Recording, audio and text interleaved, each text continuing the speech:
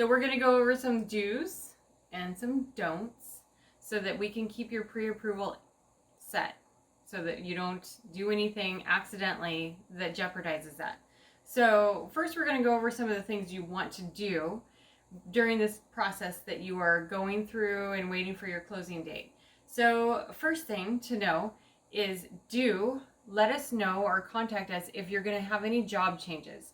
Job changes are not necessarily bad, but we need to know about it because we always have to have your current employment information for the underwriting approval and closing. We're going to call your employer on the last day or the last couple of days leading up to closing and say, do you still work at this company? And they're going to say yes, not no. If they say no, we're going to have to reapprove you. So don't change jobs without letting us know. Also, if you change income types, such as if you're going from salary to commission, that could jeopardize your approval. So let us know so we can be prepped and we can help weigh in on if you want to make that job change now or if you want to wait until later. Another do, save all of your financial documents. We may come back and ask for something such as a bank statement or a check that you deposited. We have to track all of the money used for closing your loan, and we'll probably need to get one or two more bank statements before we close. So definitely keep all your documentation. Also, we've checked your credit, so we need you to keep paying your bills on time. If a late payment shows up, it can drop your credit scores and it can kill your approval. So don't do it. Stay on time with everything, please. And also, once you get into contract, you'll want to shop for your home insurance right away so that we can connect with them and get all the information that we need for the insurance for the home that you're purchasing. And also, please expect you will hear from us. We will probably ask for more things until closing. We'll try to be easy on you, but it is a thing that we do.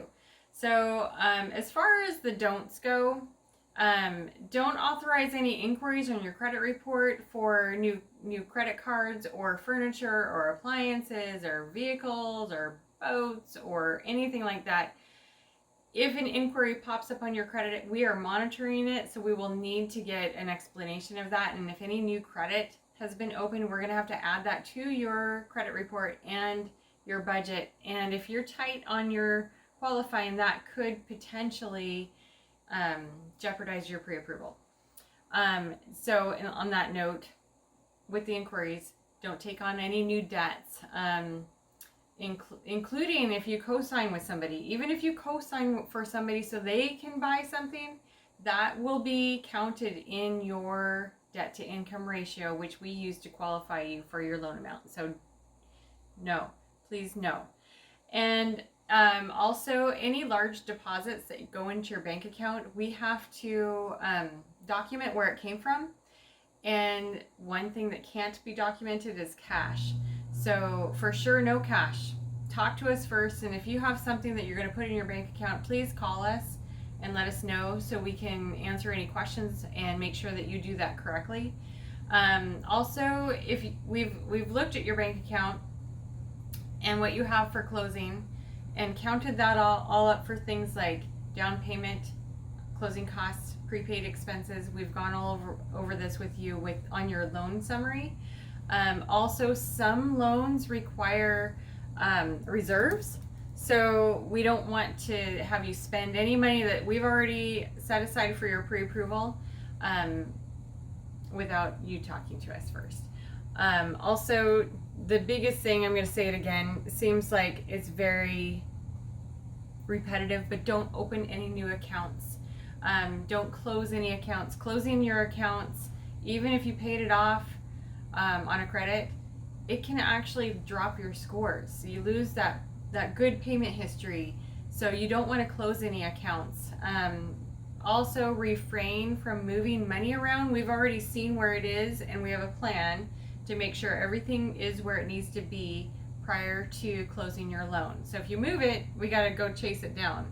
So just to keep your life easier and just keep everything where it is. Also, if you're getting gift funds, let us know. We most if not all, except for investment properties, allow gift funds to be part of what you use for closing. So we will just need to instruct you on how to document that, and there's a form that we will have you sign. It's called the gift letter form, and it is also signed by the donor. So reach out to us if you have any questions at all, but I just wanted to give you these do's and don'ts so that you can keep your pre-approval.